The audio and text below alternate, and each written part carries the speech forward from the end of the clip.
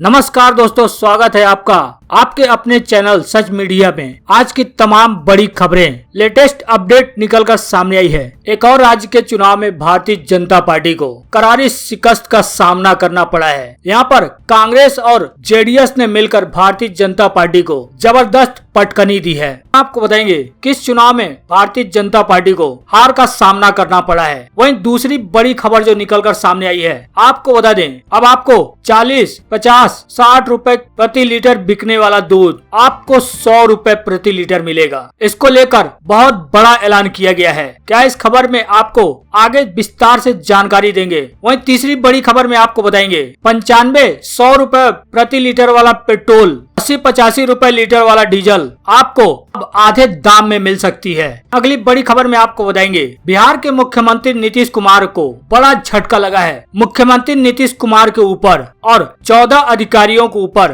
Case दर्ज किया गया है। जी हाँ, सभी खबरों के बारे में आपको एक एक कर जानकारी देंगे। लेकिन इससे पहले अगर आप भी आंदोलन कर रहे हैं और देश के किसानों के साथ कंधे से कंधा मिलाकर खड़े हैं तो अपना समर्थन दर्ज करने के लिए लाइक करें इस वीडियो को और साथ ही चैनल को सब्सक्राइब करने के बाद घंटी को बजाना बिल्कुल ना भूलें और साथ ही इस वीडियो को शेयर भी करें। रुक करते हैं पहली बड़ी खबर की तरफ। आपको बता दें, राजस्थान, पंजाब, पुडुचेरी यहाँ के नगर निगम चुनाव में भारतीय जनता पार्टी को हार के बाद अब कर्नाटक में हुए एक चुनाव में भारतीय जनता पार्टी को शिकस्त का सामना करना पड़ा है। यहाँ कांग्रेस और जेडीएस ने मिलकर भारतीय जनता पार्टी का सुपड़ा साफ कर दिया। हालांकि सबसे आश्चर्यजनक बात यह है कि भारतीय जनता पार्टी के पास बहुमत होने के बावजूद भी अंतिम समय में कांग्रेस जेडीएस ने पूरा खेल ही पलट कर रख दिया। आपको बता दें, कर्नाटक के मैसूर में महापौर का चुनाव हुआ था। इस महापौर के चुनाव में भारतीय जनता पार्टी को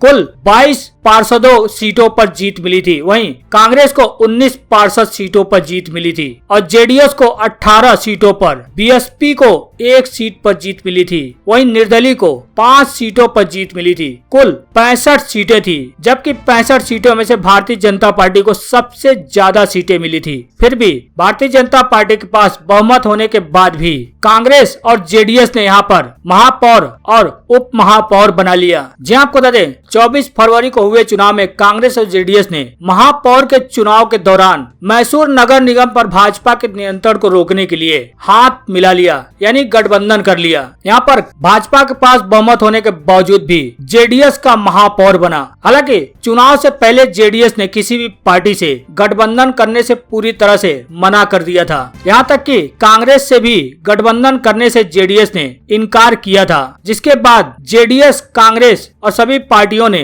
अलग अलग प्रत्याशी मैदान में उतारे थे। इस निगम में किसी पार्टी के पास पूर्ण बहुमत नहीं था, लेकिन तीनों पार्टियों ने अपने उम्मीदवार उतारे थे, जिससे मुकाबला काफी दिलचस्प हुआ। हालांकि इस चुनाव में भारतीय जनता पार्टी को यहाँ की सत्ता से बेदखल करने के लिए कांग्रेस और जेडीएस ने आखिरी 11 घंटे में आपस में गठजोड़ कर लिया, यानी अलायंस कर लिया। अलायंस करने के फैसले के बाद भारतीय जनता पार्टी को यहाँ पर शिकस्त का सामना करना पड़ा। सूत्रों ने बताया कि गठबंधन के लिए जेडीएस तब तैयार हुई जब कांग्रेस महापौर पद छोड़ने को राजी हुई। यानी कांग्रेस पहले चाह रही थी कि उसे महापौर का पद मिले, इसलिए जेडीएस शायद गठबंधन करने से कतरा रही थी। लेकिन जब कांग्रेस ने कहा कि महापौर पद जेडीएस अपने पास रख सकती है, तब जाकर इन्होंने गठबंधन किया। कांग्रेस विधायक तनवीर सेठ ने कहा कि कई दौर की चर्चा के बाद हमने महापौर पद जेडीएस को देने का फैसला किया। के बाद जेडीएस के खाते में महापौर का सीट और कांग्रेस के खाते में उप महापौर का सीट चला गया। इन दोनों महत्वपूर्ण पदों पर कांग्रेस और जेडीएस ने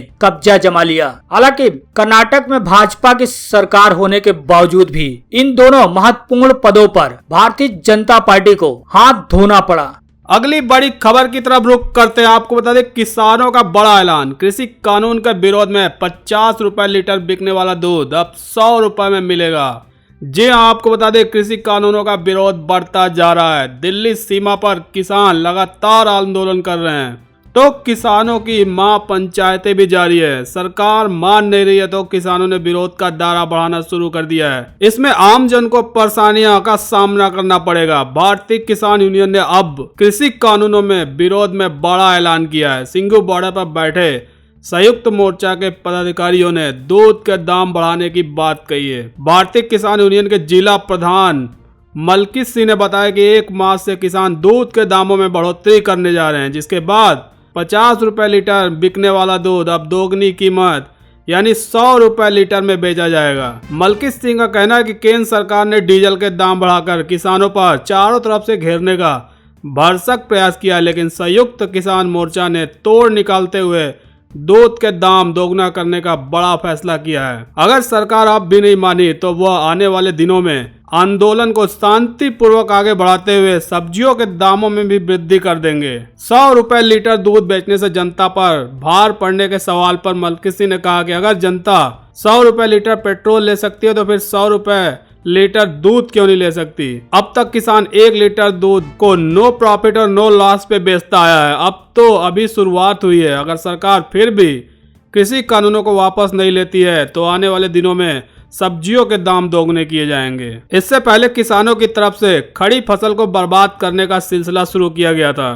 भाकिया के राष्ट्रीय प्रवक्ता राकेश टिकैत ने सरकार को चेतावनी देते हुए फसल तक जला देने की बात कही थी। अब किसान नेताओं को फसलों को नष्ट नहीं करने की अपील कर रही है और फसल जलाने का मतलब फसल की देखरेख नहीं करने की बात कहकर समझाना पड़ा।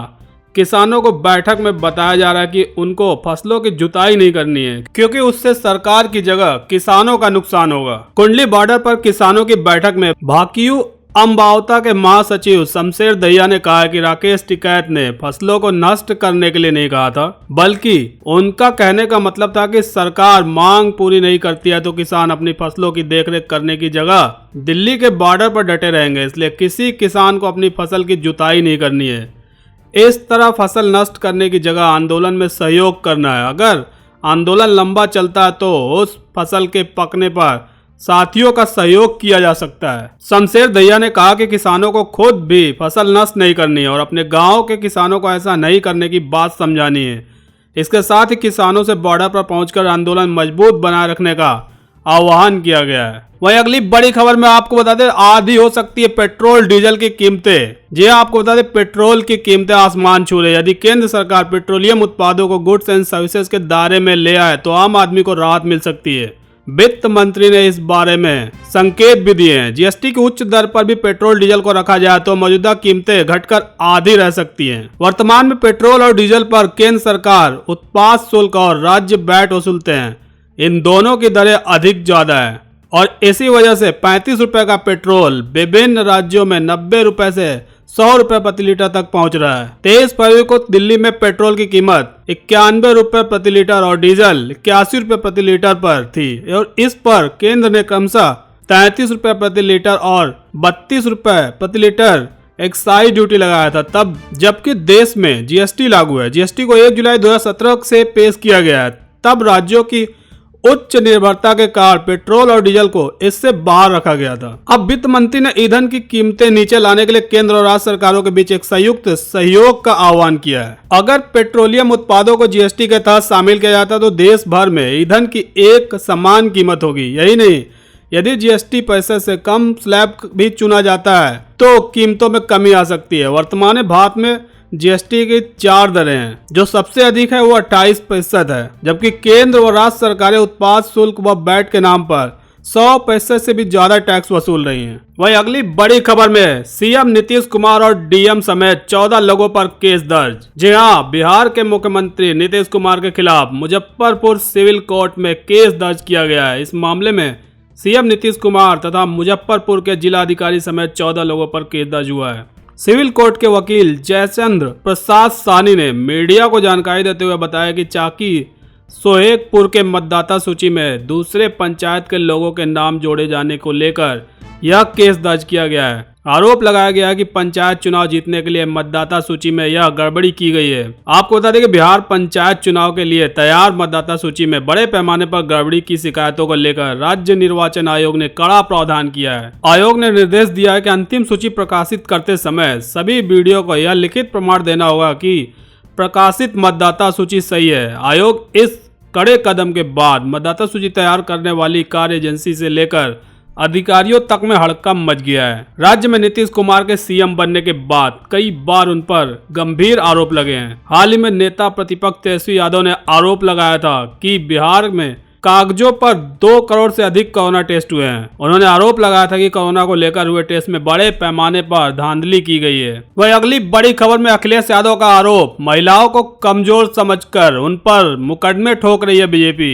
जी हाँ, समाजवादी पार्टी अध्यक्ष अखिलेश यादव ने बुधवार को बीजेपी पर अभिव्यक्ति की आजादी का गला घोटने और लोगों को डराकर राजनीति करने का आरोप लगाया है। विवादास्पद वेब सीरीज तांडव में हिंदू देवी देवताओं के कथित आपत्तिजनक चित्रण के मामले में Amazon prime videos India originals की प्रमुख अपर्णा पुरोहित के खिलाफ लखनऊ की हजरतगंज कोतवाली में अपना बयान दर्ज कराए जाने के बाद अखिलेश यादव ने ट्वीट करके यह बताया। अखिलेश यादव ने कहा कि आज जिस प्रकार बीजेपी सरकार व्यक्ति की आज़ादी का गला घोट रही है, इससे दिखता है कि लोगों को डरा कर राजनीति करने वाली बीजेपी खुद डरी हुई है। उन्होंने अपर्णा पुरोहित की एक तस्वीर भी टैग करते हुए ट्वीट में कहा कि चाहे एक ट्वीट पर गिरफ्तारी की बात हो या फिर मनोरंजन के नाम पर बनी कोई वेब सीरीज, महिलाओं को कमजोर समझकर बीजेपी उन पर मुकदमे ठोक रही है। आपको बता दें कि वेब सीरीज तांडव को लेकर उठे विवाद के मामले में दर्ज मुकदमे में अपर्णा पुरोहित ने मंगलवार को लखनऊ की हजरतगंज कोतवाली में अपना बयान दर्ज कराया। वही अगली बड़ी खबर में आपको बता दें, कांग्रेस नेता राहुल गांधी मछुआरों के जीवन को करीब से देखने और समझने के लिए उनके साथ नाव में सवार होकर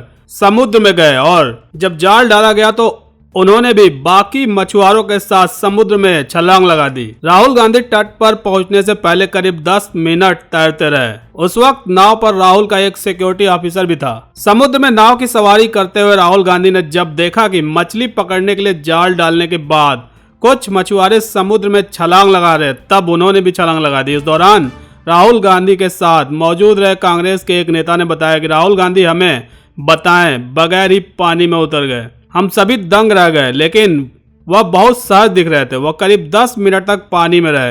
राहुल एक अच्छे तैराक हैं। राहुल नीली टी शर्ट और खाकी ट्राउजर पहने ही समुद्र में कूद गए। राहुल के साथ नाव पर 23 मछुआरे थे। अखिल भारतीय कांग्रेस समिति महासचिव के वेणुगोपाल और टीएन प्रतापन सहित पार्टी के 4 नेता भी मौजूद थे। मछुआरों ने राहुल को नाव पर ही ब्रेड और मछली कड़ी खिलाई।